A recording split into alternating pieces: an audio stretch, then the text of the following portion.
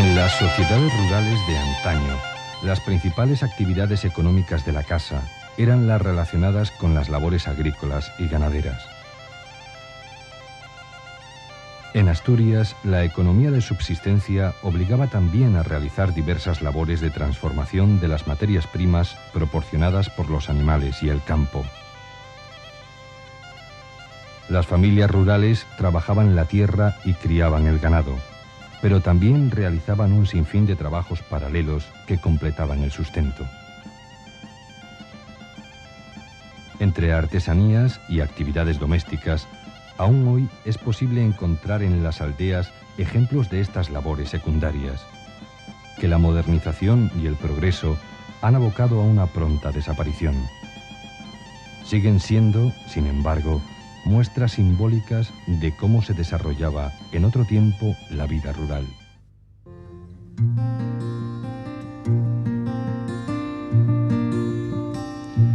El sistema de producción y autoabastecimiento existente en el campo asturiano hizo que los conocimientos técnicos que poseía una unidad familiar, aunque rudimentarios, fueran muy amplios y complejos. No existía la especialización, pero sí una marcada división del trabajo basada en el sexo y la edad. Se trataba de asegurar la subsistencia con el esfuerzo de todos, obteniendo el máximo provecho de las aptitudes de cada miembro de la familia.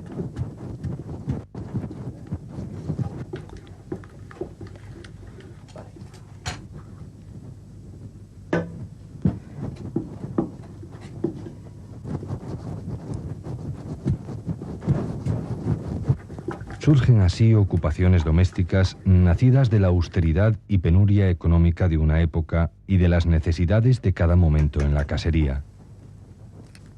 Dentro de un marco tradicional y con técnicas muchas veces rudimentarias, se consiguieron avances verdaderamente importantes.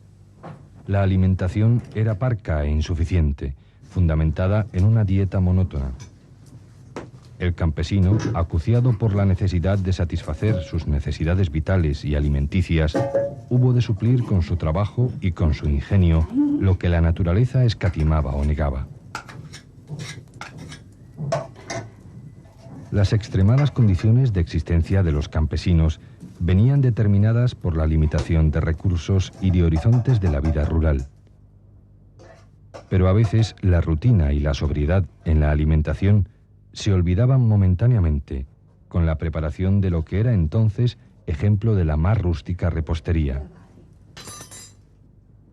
Era actividad frecuente el desnatado para mantener el comercio de la manteca, y precisamente la manteca se convertía en uno de los ingredientes de los llamados frisuelos o fillolos, uno de los postres más vivamente conservados y que todavía siguen siendo imprescindibles en las fiestas o celebraciones del mundo rural. En cada casa había un pequeño secreto para hacerlos, una variante con la que cada cocinera personalizaba este postre.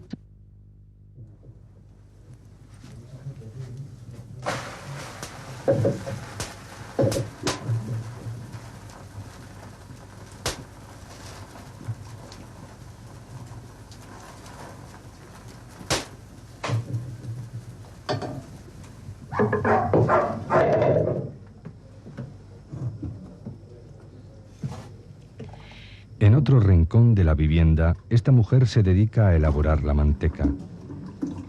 Para ello utiliza la ola, recipiente de madera en la que maza la crema de leche de vaca. Una operación lenta que exige un continuo movimiento con la parafusa. El invierno es la mejor estación para esta labor, ya que con las temperaturas altas la leche tarda más tiempo en cuajar. Del cuajo se hacen los quesos y de la nata la mantequilla, rentabilizándose así al máximo la producción lechera. Doña María batirá la leche dándole vueltas hasta que logre separar la grasa del suero.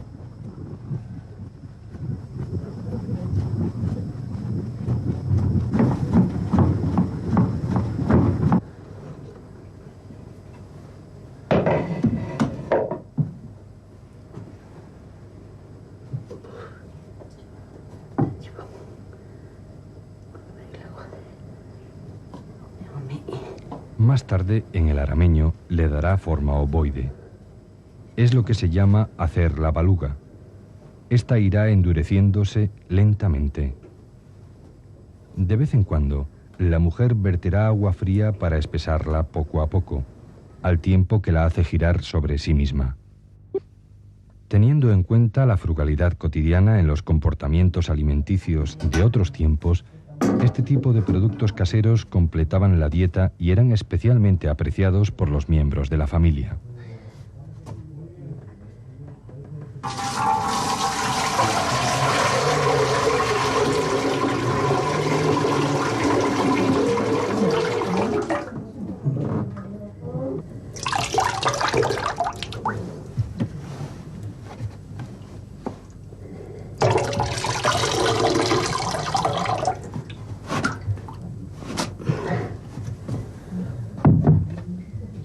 Agua con hielo, que sea.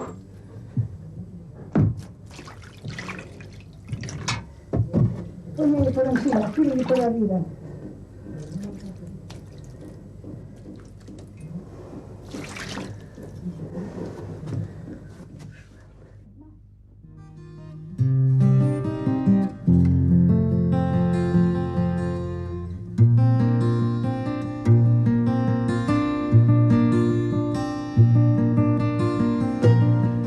El estado carencial de muchos campesinos hizo que en las caserías más pobres apareciera la enfermedad de la pelagra o mal de la rosa, conocida a partir del siglo XVIII y en consecuencia directa de la deficiente alimentación en muchas zonas de la región.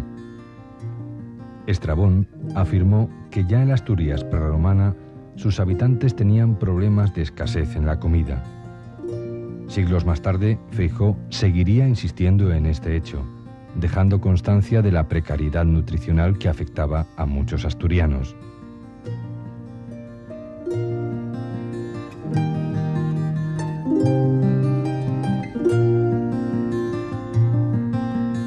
En cualquier caso, las buenas manos y el ingenio de las mujeres campesinas evitaron en muchos casos males mayores. El último paso del proceso de elaboración de la manteca, ya ornamental, consiste en dibujar sobre la superficie distintas marcas o dibujos, para lo que la señora utiliza la paleta de madera, quedando así lista para su consumo.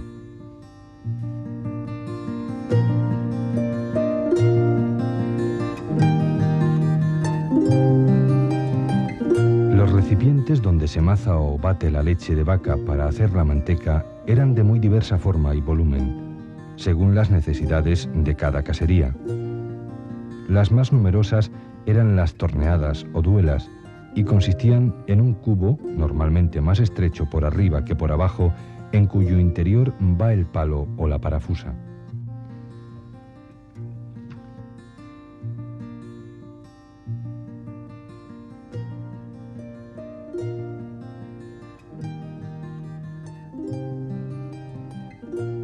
También fueron muy populares los de vaivén, mediante los que se conseguía fabricar la manteca con el movimiento del recipiente.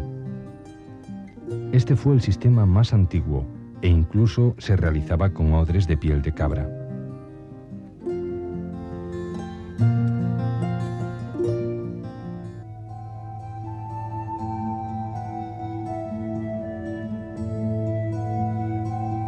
Las viviendas solían tener relación directa con el régimen de vida de sus ocupantes, reflejando en su estructura toda la carga histórica y cultural del medio rural.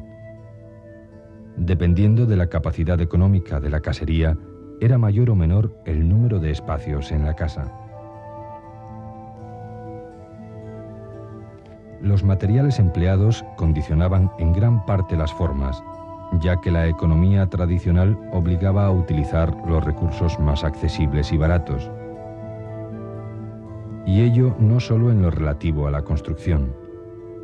La vajilla, por ejemplo, era en su mayor parte de madera, escaseando los cacharros de loza y aún los de barro. Hasta el siglo XIX eran muy pocas las casas campesinas que tenían sala, pieza destinada únicamente a comidas en días de fiesta. A finales de este siglo, Con la aparición de las casas de 2 plantas, comienzan a aparecer elementos hasta entonces inéditos en el mundo rural.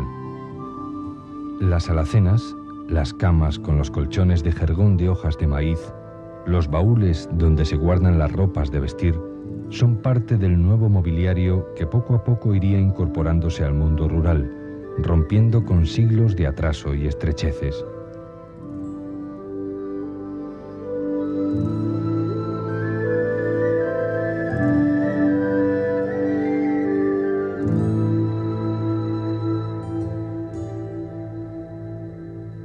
Además de los de Pimiango, fue muy popular en Asturias la artesanía de los zapateros de Noreña, contándose con noticias de su existencia al menos desde el siglo XVII. La producción era vendida en los meses de verano por ferias y mercados.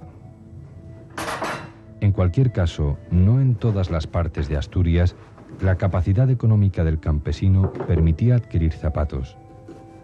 Las madreñas y las abarcas de cuero fueron durante mucho tiempo el único calzado existente.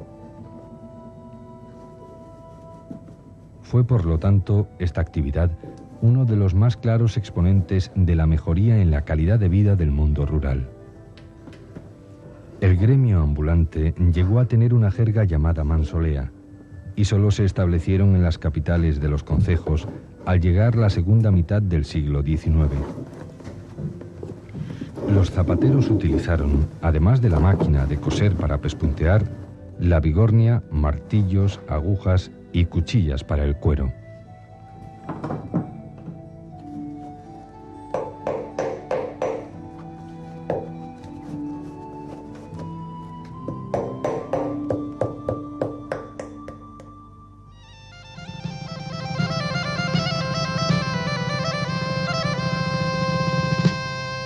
La patata fue introducida en Asturias, como en otras regiones españolas, en el siglo XVIII, pero antes de cuajar como cultivo popular, tuvo que pasar por muchas vicisitudes.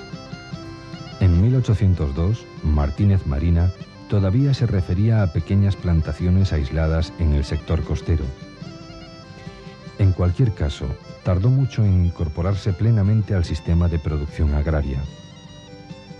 Los prejuicios que al principio existían sobre este tubérculo fueron cediendo y la patata se abrió camino hasta convertirse en alimento cotidiano, aceptándose como producto condimentado. Pudo sustituir en volumen al consumo de pan y compartió con la borona y las alubias un puesto preferente en la dieta campesina.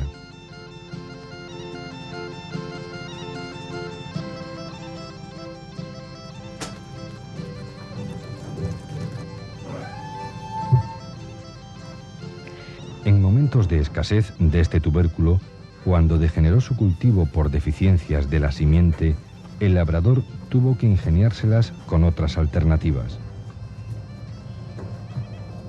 En la posguerra, en el occidente asturiano, fueron muy populares las personas que iban por los pueblos haciendo fideos, y se tiene constancia de jornadas en las que elaboraban más de 100 kilos.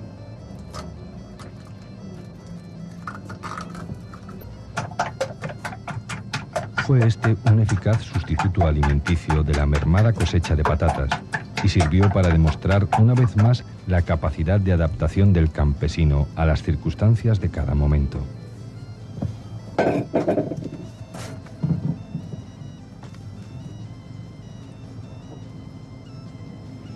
Una vez amasada la pasta con harina de trigo y huevos, se utilizaba una prensa para dar forma al fideo.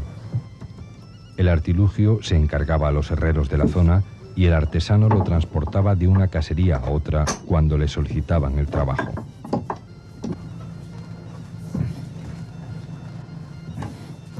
La pasta fresca era colgada en los corredores de las casas y hórreos en varas de avellano para secarse. A las 24 horas se había endurecido y estaba lista para el consumo.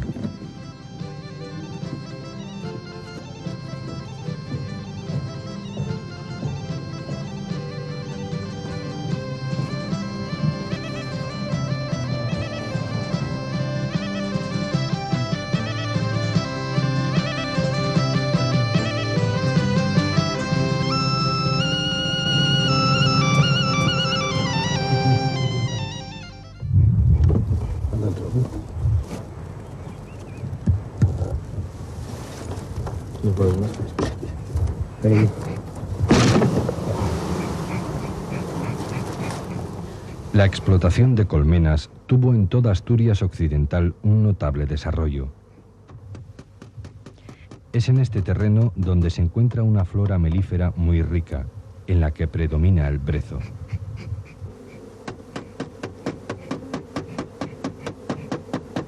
La tarea que ahora están realizando es un trasiego, es decir, el paso del enjambre de un trobo antiguo a uno nuevo recién construido.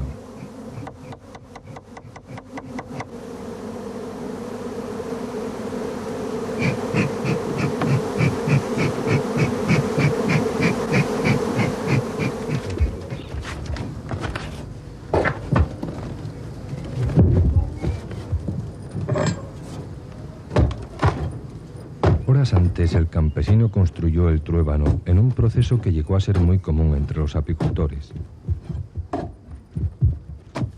Se cortaban troncos de robles, castaños o cerezales que no servían para madera debido a su podredumbre. Una vez dada la forma correspondiente, se vacía el centro para dejarlo hueco de tal manera que pueda en su momento introducirse el enjambre.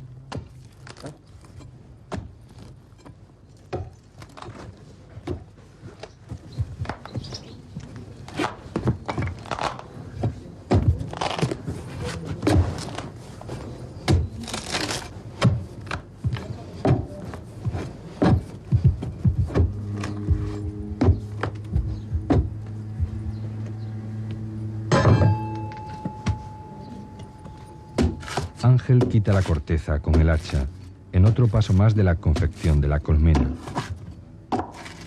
Dicen los expertos que la miel del trobo es más sabrosa. La extracción de la miel y la cera se hacían 1 o 2 veces al año según la floración y el tiempo. Por lo común, se esmielgaba en los meses de julio y septiembre.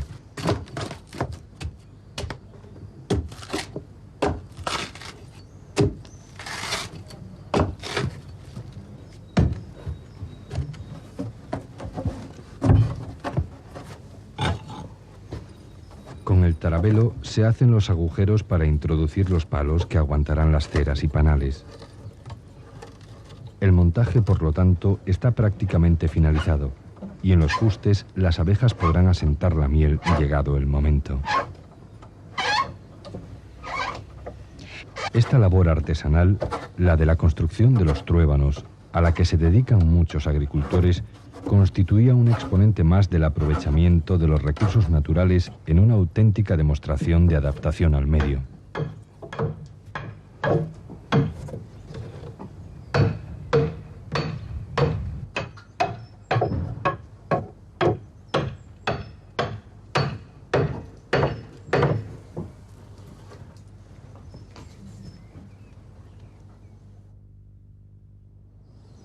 Con un carácter muy localizado y a una escala doméstica, la vid se extendió en Asturias durante la Edad Media, promovida por algunos monasterios del interior de la región.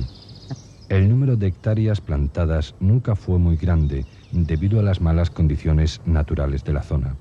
Normalmente, los viñedos ocupaban tierras de mala calidad. Si han pervivido hasta nuestros días, es precisamente por la economía de autoabastecimiento.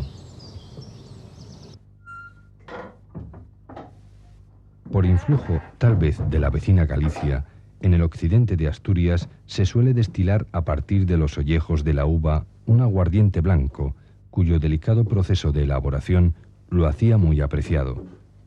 La uva, después de pisada, se introduce en cubas o tinas abiertas, donde junto con el mosto fermenta durante 30 días. Así se obtiene el llamado bullo u orujo, a partir del cual se elaborará el aguardiente.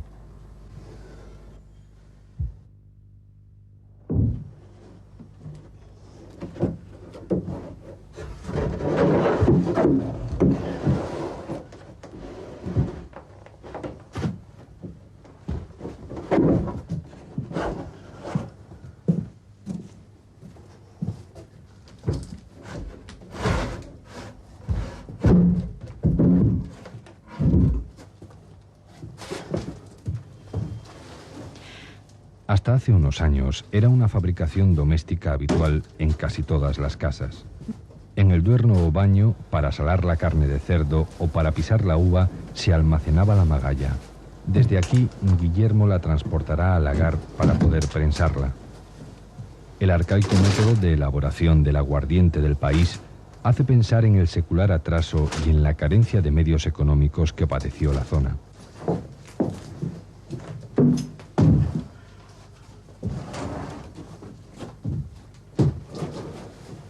El orujo se exprimía en antiguos lagares de viga y fuso o en las prensas de husillo. El primer mosto solía ser de muy mala calidad y se mezclaba. Aquí, a este útil, era donde iba a parar el bullo, bien exprimido.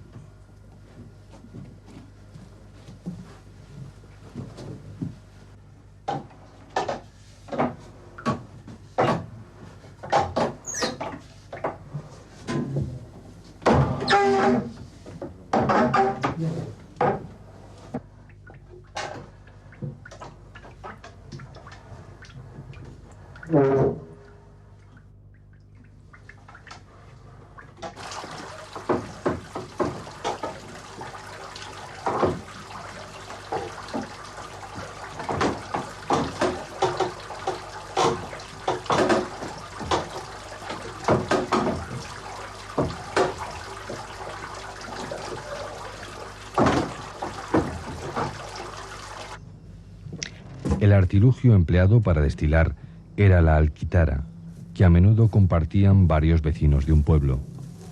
Solía ser de cobre y constaba de dos partes.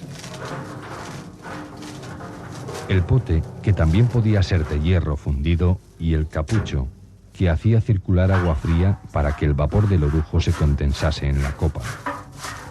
Este pote en el que trabaja Guillermo es de unos 150 litros de capacidad, y esa será la cantidad aproximada de aguardiente que puede destilar.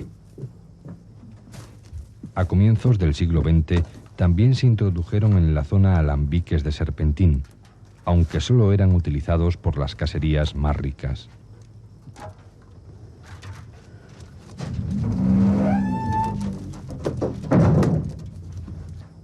Para que la destilación sea correcta, se sellan todas las uniones con arcilla. Entonces solo habrá que aguardar pacientemente a que el licor aparezca por la caña de bambú. La primera prueba destilada será una realidad de alta graduación alcohólica a las 2 horas. El fuego y el calor han culminado el rudimentario proceso. Una función más que la casería se atribuía en su variado papel de producción y autoconsumo. Los escasos horizontes, las limitaciones que desde siempre tuvo la vida en el mundo rural, se concretaron durante mucho tiempo en una labor constante del campesino para su supervivencia. El ingenio que tuvo que desarrollar en cada momento para subsistir dio lugar a unas formas de cultura popular que aún hoy son perceptibles en el medio rural. Las antiguas labores que permitieron superar las circunstancias desfavorables de otro tiempo, como las costumbres y las tradiciones, están llamadas a desaparecer para siempre, pero aún se conservan como ejemplo y testimonio de lo que durante siglos fue la vida en el campo asturiano.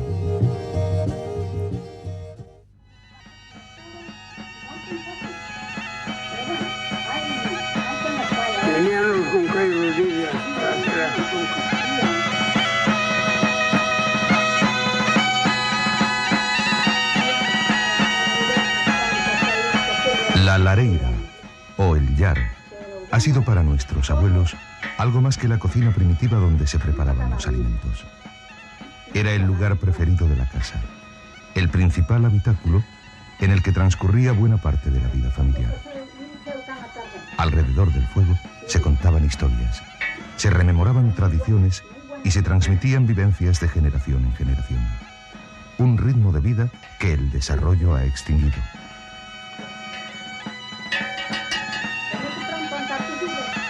Como archivo viviente, aún se pueden componer escenas cargadas de nostalgia y pureza, con protagonistas que nos recuerdan otras épocas, las de los forjadores de la cultura popular a través del trabajo creativo y artesano. Hoy constituyen, como la lumbre del Llar, los símbolos de otro tiempo.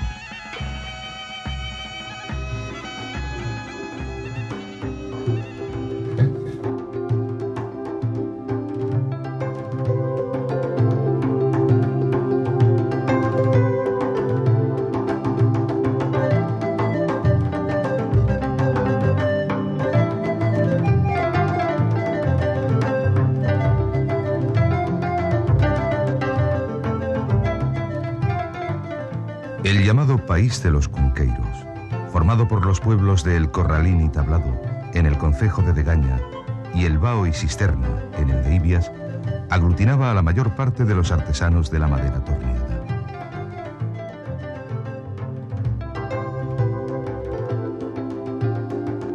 Eran trashumantes.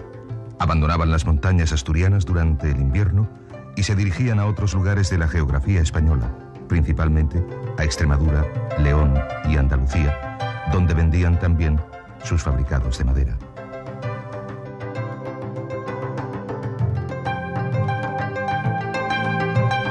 Estos utensilios domésticos, tan necesarios para las amas de casa de antaño, propiciaron uno de los oficios más populares del occidente asturiano, cuyo recuerdo permanece aún fresco en la memoria de muchos. Los cunqueiros manejaban una de las llamadas jergas de gremio, la conocida tixileira, con la que entre ellos mismos se entendían, utilizándola también en el intercambio comercial. Cuando estalló la guerra y vino la Guardia Civil, hacíamos el baile y nos reíamos con ellos porque les llamábamos los del bacito. Y entonces nosotros les hablábamos en tixileiro y ellos mayormente no entendían ninguna palabra. Comíamos las castañas en la cuenca de madera, con leche. Y también las hacían, las salían a venderlas a la Virgen del Camino, a León. Los abuelos y los tíos estaban todo el invierno haciendo escudieras para ir venderlas. Pues se dedicaban a hacer, por ejemplo, platos, como escudillas que había, unos cuencos de madera, como cucharas, tenedores, en fin, todas estas cosas que dedicaban después a venderlas para poder sacar y un complemento para poder vivir.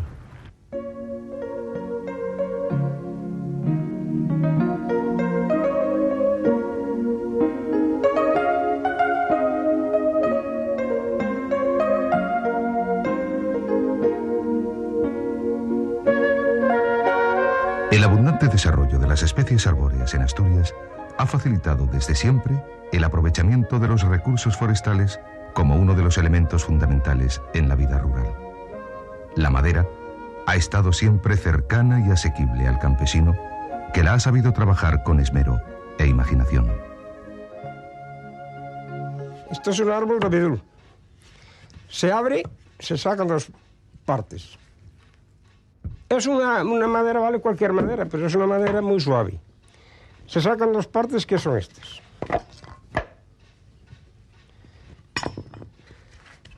Se les pasa el hachu para quitarles toda la madera sobrante. A continuación, se le pasa el compás para sacar un circunferencia porque sacan redondas. A continuación, se le quitan las sobrantes con el hachu. Está puesta así con el culo para acá. Sí. Terminada esta operación, pues se excava con la azuela.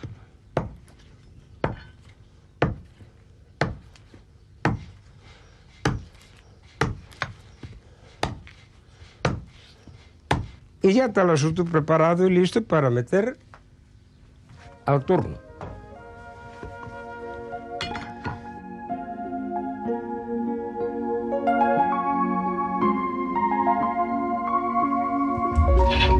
El cunqueiro, o torneiro, tenía habitualmente el taller en la propia vivienda. La forma del torno, extremadamente primitiva, evidencia una actividad totalmente artesanal que exigía una gran pericia y conocimiento del torneado. Hoy, José María Muiña, vecino del pueblo de Xestosa, es uno de los últimos valedores de este oficio, ya desaparecido.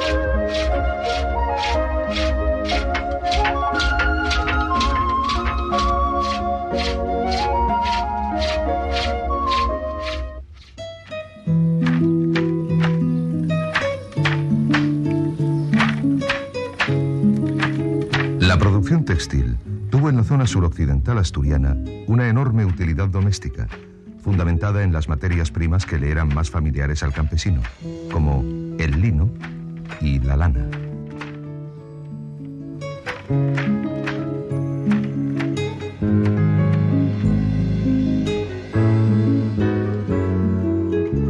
La planta de lino se siembra en mayo y su ciclo de crecimiento se completa en el mes de agosto, época en la que se arranca para macerarla durante 9 días hasta que seca.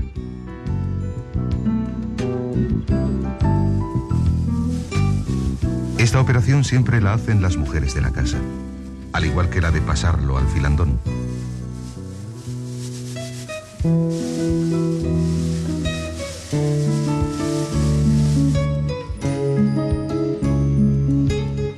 El largo y complicado proceso, en el que participaba toda la familia, acababa con el lino en el telar.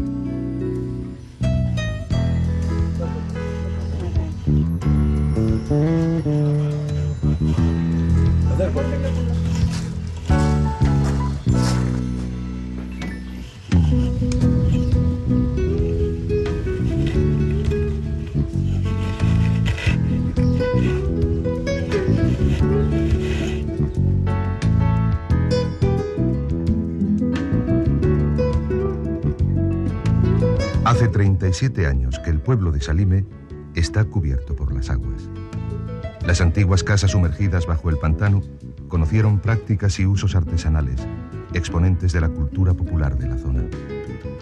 A una de las viviendas, ya desaparecida bajo el embalse, perteneció este telar de finales del siglo pasado, en el que hoy trabaja, en el Museo Etnográfico de Grandas de Salime, Remedios Robledo, dedicada desde los 18 años al tejido por este rústico procedimiento. El complejo artilugio, en otro tiempo muy difundido por toda la región, está formado por un armazón de 4 montantes de madera unidos entre sí por largueros horizontales y transversales en las partes superior e inferior. De él han salido, y salen todavía, excepcionales trabajos de una gran calidad.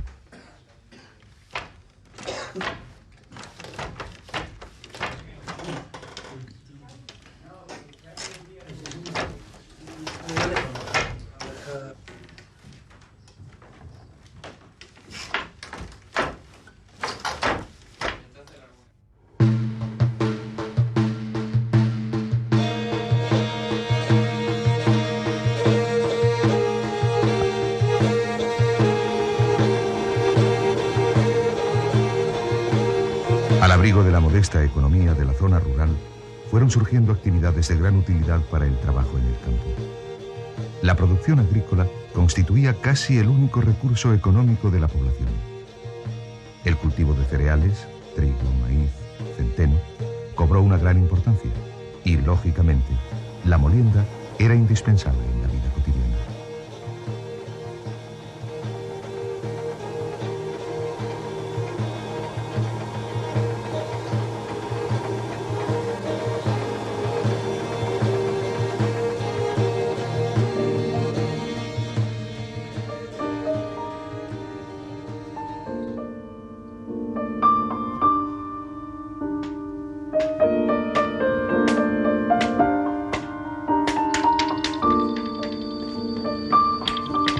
Nada se desperdiciaba en las caserías de antaño.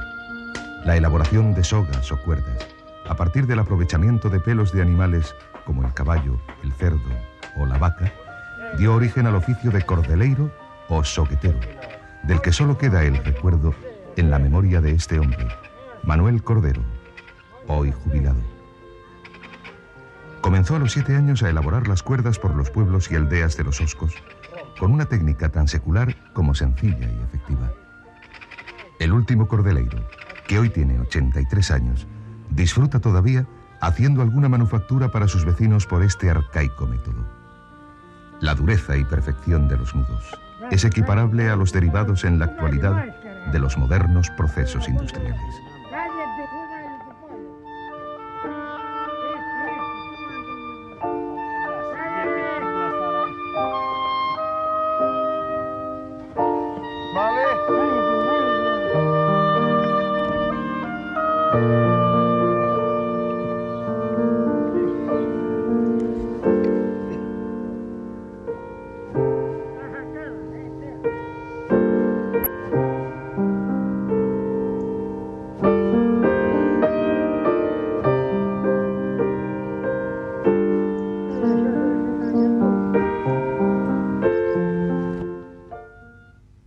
sentirte identificado con el teu traballo, ser creativo, ter al mismo tiempo faite sensible hacia eso que tú estás creando.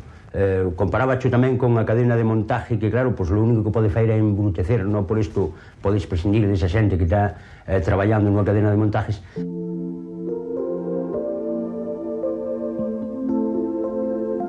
Jesús Rodríguez Garrido conoció hasta 16 alfareros trabajando el barro en su pueblo de Llamas del Mouro, en el concejo de Cangas del Narcea. Hoy, junto con sus hijos, mantiene uno de los pocos talleres de España dedicados a la cerámica negra. Una tradición entroncada en las culturas prerromanas y medieval. Las piezas aquí elaboradas de modo tradicional poseen una textura inconfundible que ya percibiera Jovellanos. Hecha la cochura, escribió, el humo penetra por todos los poros del barro y se vuelve negro brillante.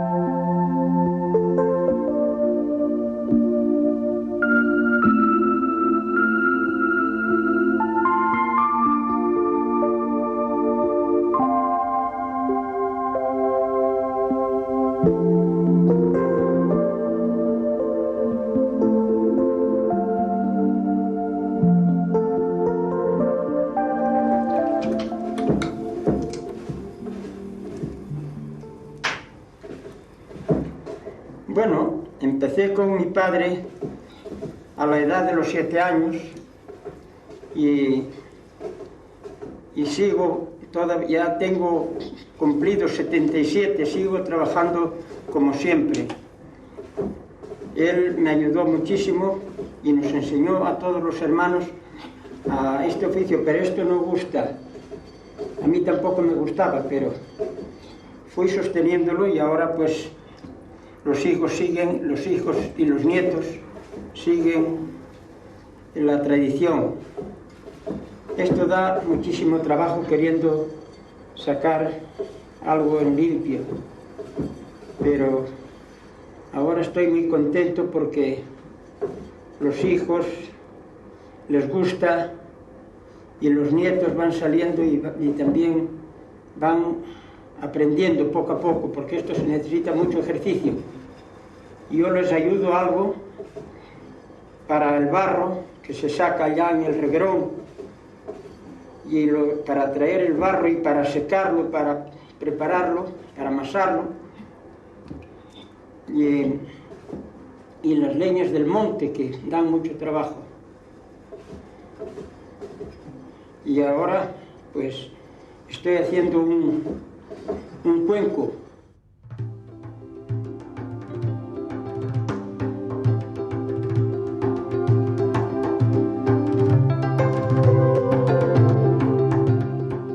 Las labores artesanales tuvieron desde siempre un gran auge en el concejo de Taramundi. Hasta nuestros días han llegado las antiguas tradiciones relacionadas con el tratamiento del hierro que se obtenía en el subsuelo de la comarca.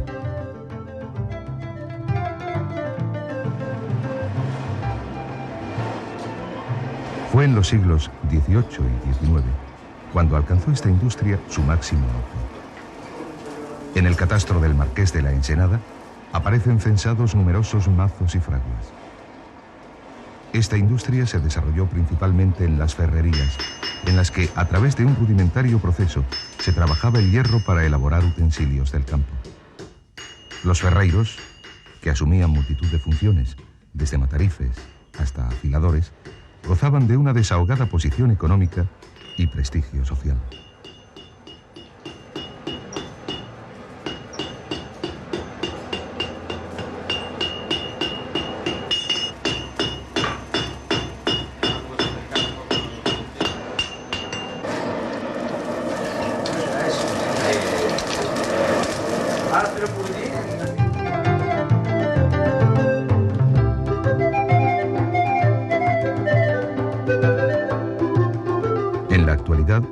unos 20 talleres trabajan los populares cuchillos y navajas de Taramundi, que han alcanzado fama por su diseño y calidad.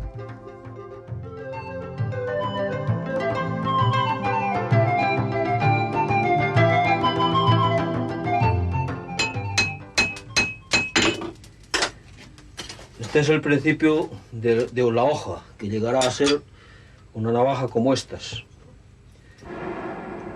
Es el principio, por donde se empieza. Yo aprendí a hacer las navajas con mi padre cuando tenía unos 16 a 17 años. Las navajas de Taramundi las conocen en toda España e incluso en parte del extranjero, porque aquí ya estuvieron gente de Alemania y de los Estados Unidos y compraron aquí navajas en este taller. Es un oficio que está muy cerca de desaparecer, porque antes había en cada casa a lo mejor 2 o 3 herreros y ahora no queda nadie. O sea, solamente ya los que quedamos tenemos ya bastante edad, de 50 años para arriba, casi todos. Y la gente joven pues no se dedica a esto porque es un oficio que hay que trabajar muchas horas y para ganar poco dinero.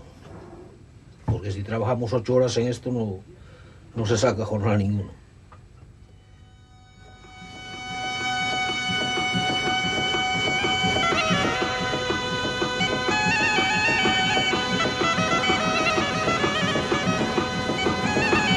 El occidente asturiano fue pródigo siempre en este tipo de construcciones. Los mazos, que como el de Teixois, se levantaron ante la presencia de mineral en la zona y el abundante caudal del arroyo de las Mestas. Circunstancias imprescindibles para que nuestros antepasados pudieran poner en marcha una instalación de estas características. El martillo eleva una piedra de 300 kilos, logrando, con la ayuda del artesano, el estiramiento del metal que luego los ferrairos transformaban en utensilios necesarios para la casería.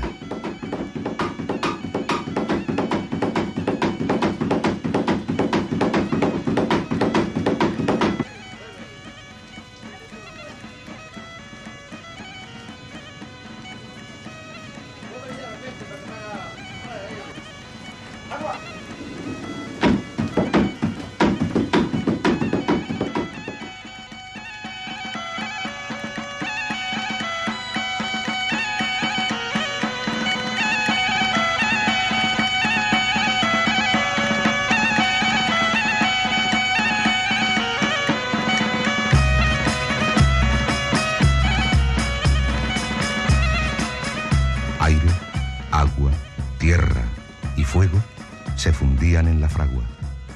Los mismos elementos que a través de los siglos utilizaron los artesanos para su labor, tan necesaria como creativa. El progreso de la llamada era industrial hace tiempo que los ha condenado a la extinción.